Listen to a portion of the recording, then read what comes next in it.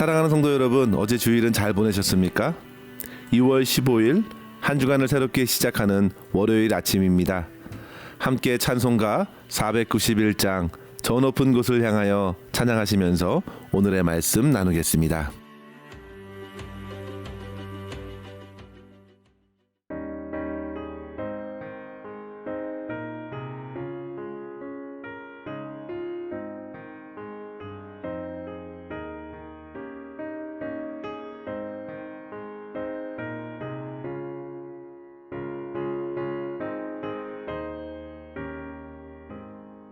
저 높은 곳을 향하여 날마다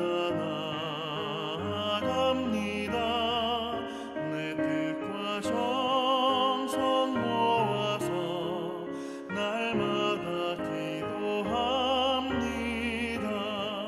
내 주여 내 맘 붙드사 그곳에 있게 하소서.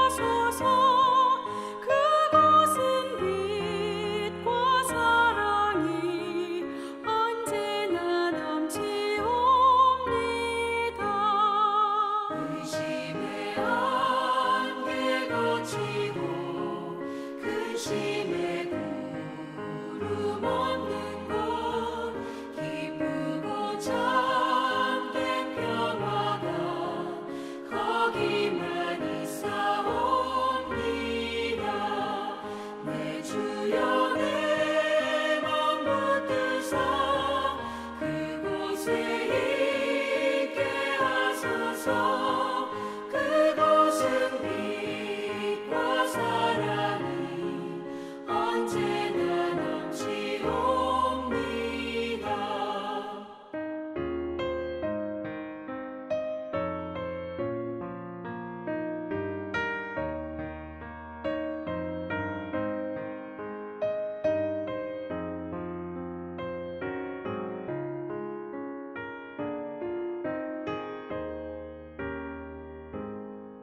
험하고 높은 이 길을 싸우며 나아갑니다.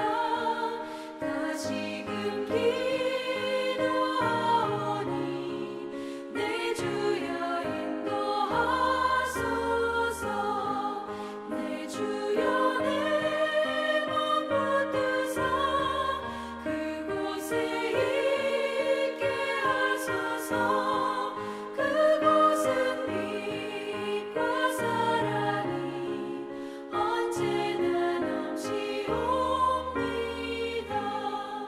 내 주를 따라 올라가 저 높은 곳에 우뚝 서 영원한 복락 누리며 즐거운 노래 부르리. 내 주여 내 맘 붙드사 그곳에 있게 하소서.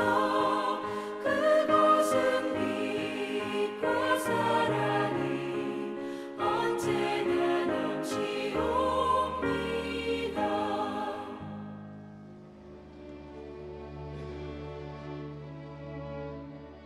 아멘. 오늘 나눌 말씀은 마태복음 13장 44절에서 50절까지의 말씀입니다. 제가 말씀 읽어드립니다. 천국은 마치 밭에 감추인 보화와 같으니 사람이 이를 발견한 후 숨겨두고 기뻐하며 돌아가서 자기의 소유를 다 팔아 그 밭을 사느니라. 또 천국은 마치 좋은 진주를 구하는 장사와 같으니 극히 값진 진주 하나를 발견하며 가서 자기의 소유를 다 팔아 그 진주를 사느니라. 또 천국은 마치 바다에 치고 각종 물고기를 모는 그물과 같으니 그물에 가득함에 물가로 끌어내고 앉아서 좋은 것은 그릇에 담고 못된 것은 내버리느니라. 세상 끝에도 이러하리라. 천사들이 와서 의인 중에서 악인을 갈라내어 풀무불에 던져 넣으리니 거기서 울며 이를 갈리라. 아멘. 계속해서 예수님께서는 마태복음 13장을 통해서 천국을 비유로 말씀해 주십니다. 주님께서 이렇게 비유로 천국에 대해서 알려주시는 이유는 결코 사람들로 하여금 이해하기 어렵게 하기 위함이 아닙니다. 이단 신천지에서는 이러한 천국 비유가 대적들에게는 감춰지고 구약의 예언을 이루시고자 하신 것이라 가르치면서 자신들의 교리를 주장하지만 그렇지 않습니다. 예수님께서는 성육신으로 구약의 약속을 몸소 나타내셨고 하나님 나라의 주인이 되십니다. 주님께서는 그 하나님 나라를 선포하시며 더욱 밝히 알려주시기 위해 오셨습니다. 그런데 어떤가요? 당시에 많은 사람들은 주님의 이적을 보고서도 탁월한 말씀을 들으면서도 여전히 마음과 눈이 어두워 구름대 같은 무리에 섞여 있을 뿐 실제로 주님을 제대로 믿고 헌신하는 제자들은 많지 않았던 것입니다. 그래서 주님께서는 무리들과 제자들 모두가 공감하고 이해할 수 있도록 비유로 가르치신 것입니다. 또한 필요한 대로 말씀하신 비유에 대해서 제자들에게 밝히 해석까지 해주셔서 분명히 알게 하셨습니다. 특별히 오늘 천국의 비유는 우리 또한 쉽게 그 말씀을 이해할 수 있는데요. 본문에서는 천국을 세 가지 비유로 소개하고 있습니다. 밭에 감추인 보화, 좋은 진주를 구하는 장사, 그리고 바다에 설치한 물고기 모는 그물과 같다고 하였습니다. 먼저 앞에 두 가지 비유는 천국을 발견한 이들에게 천국이 지닌 가치가 얼마나 대단한가를 보여줍니다. 그리고 세 번째 그물 비유는 이 땅에서는 잘 모르지만 결국 그물에 건져진 것이 분명히 나누게 되는 것을 보면서 천국은 반드시 마지막 때에 완성되고 결코 모든 사람을 위한 것이 아님을 증거하고 있는 것이죠. 이러한 앞에 두 가지 비유와 세 번째 비유를 통해서 각각 한 가지의 교훈을 생각했으면 좋겠습니다. 첫 번째로 성도 여러분, 천국을 발견한 사람은 그것을 위해 어떠한 희생을 치르더라도 결코 헛된 것으로 여기지 않고 기쁨의 삶을 살게 됩니다. 예수님 당시에는 지금처럼 믿을 만한 은행이 없었기 때문에 집안의 보물들을 땅속에 감추어 보관하곤 했는데요. 그런데 간혹 감춘 사람이 갑자기 죽음을 맞게 될 경우엔 그 보물들은 그대로 땅속에 묻히게 됩니다. 그런데 오늘 본문은 그런 보물을 우연히 발견한 한 사람이 다시 그 보물을 그 땅에 숨겨두고 후에 모든 것을 들여서 그 땅을 다시 사고 그 보물을 차지한다는 말씀이죠.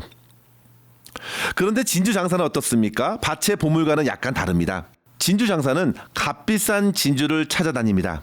그러다가 극히 값진 진주를 발견합니다. 그리고 곧 가서 자기의 것을 다 팔아 그 진주를 얻는 말씀입니다. 어떤 사람은 우연히 보물을 발견합니다. 어떤 사람은 찾고 찾아서 진주를 만납니다.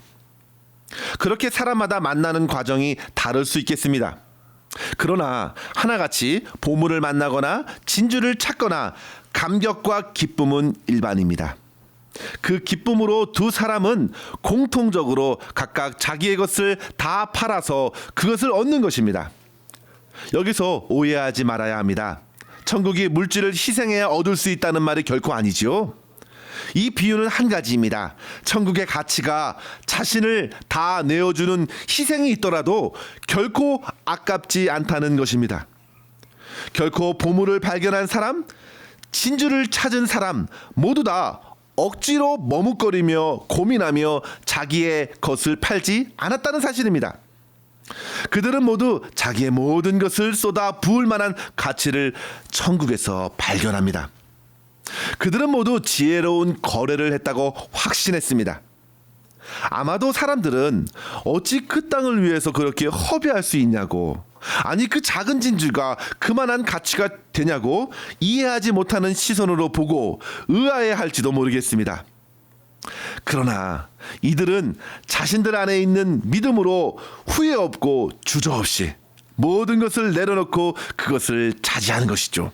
이것이 바로 천국을 소유한 자의 믿음입니다. 성도 여러분, 여기서 보물과 진주는 예수 그리스도를 의미합니다. 주님께서는 그렇게 이 땅에 묻힌 보물과도 같고, 주님께서는 그 상품의 진주와 같으신 참으로 보배로우신 분이십니다. 복음서에서 그 주님을 만난 사람들은 하나같이 기뻐합니다. 감격합니다. 그리고 자기의 모든 것을 내려놓고 주님을 따르지요. 마태복음서를 쓴 마태 자신도 부름을 받은 즉시 모든 것을 내려놓고 주님을 따랐습니다. 베드로도, 안드레도, 야고보, 요한도 자기들의 재산 1호였던 배와 그물을 아버지까지 내려놓고 주님을 따랐습니다. 사도 바울도 그리스도를 위해서 모든 것을 잃어버린 것으로 간주하였습니다. 도대체 왜 그들은 이렇게까지 포기할 수 있는 것일까요? 빌립보서 3장 8절 이하에 이렇게 증거합니다. 또한 모든 것을 해로 여김은 내 주 그리스도 예수를 아는 지식이 가장 고상하기 때문이라. 내가 그를 위하여 모든 것을 잃어버리고 배설물로 여김은 그리스도를 얻고 그 안에서 발견되려 함이니. 아멘. 사랑하는 성도 여러분, 그들은 하나같이 그리스도 예수 안에서 부어질 모든 보상을 보았습니다. 천국을 보았고 영생을 보았고 세상 그 어떤 것과도 타협할 수 없는 사랑과 자유를 보았습니다. 그것을 볼 수 있는 믿음이 그들에게 주어졌기에 누가 뭐라 해도 아까운 것이 아닙니다. 이러한 은혜를 저와 여러분 풍성히 누릴 수 있기를 바랍니다. 이들이 바로 천국을 가진 사람들이요, 천국을 누리는 사람들입니다. 결코 아직도 회심하지 않는 사람들이 경험할 수 없는 기쁨과 담대함이 그들에게 있습니다. 오늘날 사람들은 세상의 나라를 위해서 얼마나 많이 수고합니까? 물질과 시간, 열정과 영혼까지 다 끌어다가 투자합니다. 이 땅의 부를 위해 그 짧은 인생에 자기 뜻대로 살고픈 마음을 채우고자 헛된 투자를 하는 것이죠. 그러나 참 성도들은 위에 계신 주님을 바라보고 기쁨으로 주를 위해 헌신합니다. 세상 사람들이 공감하지 못하는 희생과 사랑으로서 자신을 주님께 드리는 것입니다. 주 안에서 기쁨과 영생을 발견하고 아름답게 주님을 위해 사는 것입니다. 이러한 기쁨과 믿음의 역사가 저와 여러분에게 풍성하게 누려질 수 있기를 주님의 이름으로 간절히 축원합니다. 두 번째로 성도 여러분, 천국에 속한 자들은 지금은 불분명하지만 마지막 때에 분명히 나누시는 하나님을 경외하며 끝까지 주님을 의지해 나간다는 사실입니다. 여러분 가운데 어떤 분이 천국에 가고 싶지 않은 분 계십니까? 그런데 누구에게나 이 천국이 허락된 것이 아닙니다. 진정한 그리스도인들만이 가는 곳이 천국입니다. 그럼 누가 진정한 그리스도인인가요? 바닷속에 수많은 종류의 물고기가 살고 있습니다. 그런데 어부는 그 가운데 먹을 수 있는 고기와 그렇지 않는 고기를 잘 압니다. 마찬가지로 우리 주님께서는 그렇게 마지막에 그물을 들어 올리시고 나누실 것입니다. 그물 안에 있는 모든 물고기는 교회 안에 있는 사람들일 것입니다. 그들은 모두 천국 복음을 듣고서 그물로 모인 것입니다. 그러나 성도 여러분, 교인과 성도는 엄연히 같은 말이 아닙니다. 교회에서 시행하는 세례와 성찬을 모두 받는다고 하나님 나라의 성도가 되는 것은 아닙니다. 이 땅의 가시적인 교회는 언제나 불완전했고 그 안에는 항상 알곡과 가라지가 섞여 있다는 사실을 알아야 합니다. 그럼 이 말씀을 주시는 이유가 무엇인가요? 우리는 단순히 외적으로 교인이 되었다고 만족해서는 안 된다는 말씀이죠. 교회 안에 있지만 그리스도 안에 내가 없다면 어쩌시겠습니까? 따라서 심판하시는 그리고 모든 것을 결산하시는 하나님 앞에 곧 설 것을 준비하며 하나님을 경외해야 하겠습니다. 그리고 앞서 빌립보서 3장에서 바울이 언급한 대로 그리스도 안에서 자신을 발견하기 위해 다른 것을 붙들지 아니하여야 합니다. 그래서 예수를 경험하고 주님만 의지해야 합니다. 하나님께서 그물을 끌어다가 나눌 때의 기준이 무엇일까요? 바로 그리스도의 의로 붙들린 사람들을 나누실 것입니다. 불의한 자는 결코 천국과 어울리지 않기 때문입니다. 우리에게는 어떠한 의도 없습니다. 오직 그리스도의 의를 힘입고 그 안에서만 구원을 누릴 수 있습니다.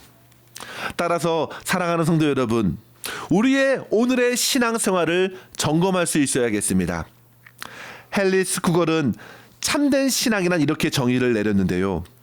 하나님과 영혼의 연합이며 거룩한 성품, 곧 영혼에 요구되는 하나님의 바로 그 형상에 실제로 참여하는 것이라는 사실을 그들은 체험적으로 안다라고 고백했습니다.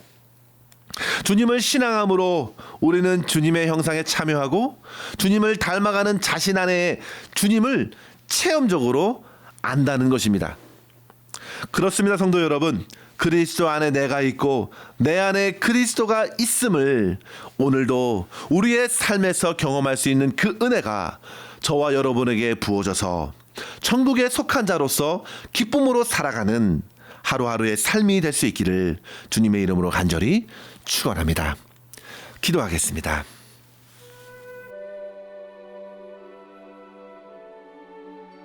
하나님 아버지 감사합니다.